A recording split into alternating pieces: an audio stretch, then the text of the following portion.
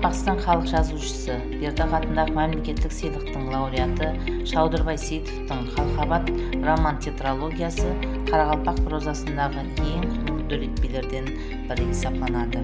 «Қалқабат» роман тетралогиясы тематикалық жақтан өзара ұқсас болған Шолоховтың «Ашылған тың», Төлепберген Қайыпбергеновтың «Соңғы үжім» романларын қайталамайды.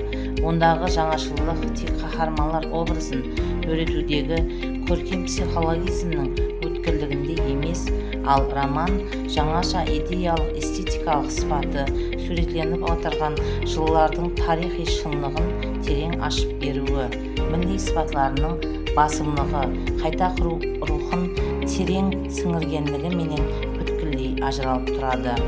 Романда жазушының жәмиеттегі сияси күресілер хақында, яки қаһармандар хақында ұнамлы ямаса ұнамсыз позициясы көрінбейді.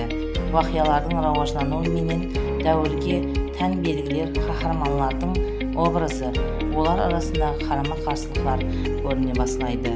Құрметті кітапқұмарлар, осы таза басылымдағы «Қалқабат» роман тетралогиясы сіздердің кітап тексерулеріңізден орын алады деген үміттеміз.